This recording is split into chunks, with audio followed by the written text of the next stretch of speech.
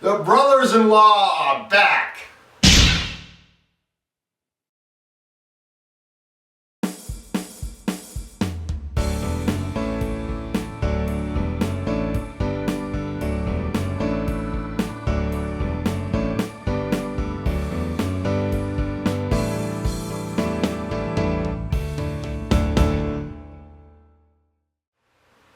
Ride Along 2, directed by Tim Story. Yeah, this is the sequel we wanted. Not Hellboy 3 or Dread 2. It's Ride Along 2. That's what we really want. Yeah, right. Starring Kevin Hart and Ice Cube. Kevin Hart plays Ben Barber, and Ice Cube plays his brother-in-law to be James Payton, a police detective. Kevin Hart is a policeman still in training in some ways. He wants to become a detective, but nobody on the force believes he's qualified to be a detective. So he gets a chance to prove himself when James Payton takes him on another ride along, this time in Florida, to go after a drug dealer, played by Benjamin Bratt. They have to team up with one of the police officers in Florida, played by Olivia Munn, who gets to be James Payton's love interest. Ice Cube's character. They need a hacker to get evidence to take down the criminal Benjamin Bratt, so they get Ken Jeong's character AJ.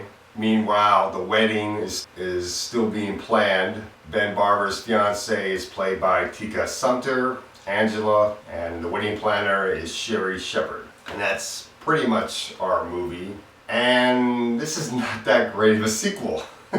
Kevin Hart and Ice Cube, there are some points in the movie where they show chemistry that does make me laugh, and then there are other points in the movie, a lot of points, where I was getting annoyed by what Kevin Hart was trying to do, and it was just really being more annoying than being funny. And Ice Cube is just pretty much phoning it in. I think he's better in the Jump Street movies than he is in this movie.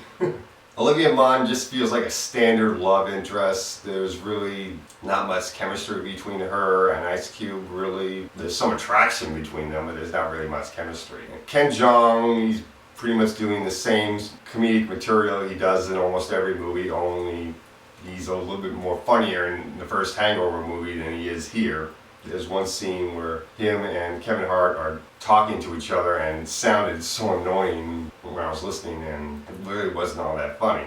This movie is really stupid. There are very few scenes where I was laughing and enjoying myself. I did like a scene between Olivia Munn and the villain Benjamin Bratt where she has to distract the villain by dancing with him, while Kevin Hart's character is scaling the building in order to get to a computer with Ken Jeong talking to him on earpiece. And of course, just like in Kevin James' movie, Paul Cop 2, if you've seen the trailer, Kevin Hart falls from the building into a courtyard and gets attacked by an animal, this time an alligator, and he's running away, and it's supposed to be all funny. It's a little bit funny, but not that funny. And there's this one stupid car chase scene where they're going after the bad guys. Kevin Hart is driving, and since he's played a lot of Grand Theft Auto, he goes into video game mode, starts seeing everything like a video game, and driving like he's in the video game, and it's really stupid.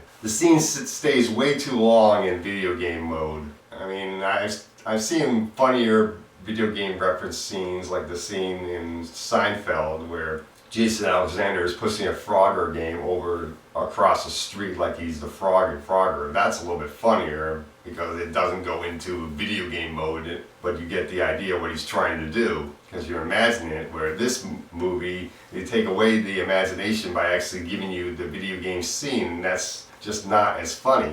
This movie is not that good. It's very, very forgettable. I don't hate this movie. I wouldn't really put this on my worst list, but it's certainly not that great of a movie. It's barely a rental, and I don't think I'm going to remember it in a few weeks, so I'm going to give this movie a C-.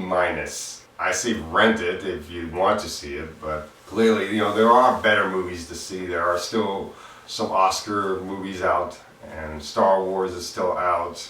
Hateful Eight is still out, so go see one of those movies instead. This movie is really not worth seeing, and that's all I gotta say for Ride Along 2.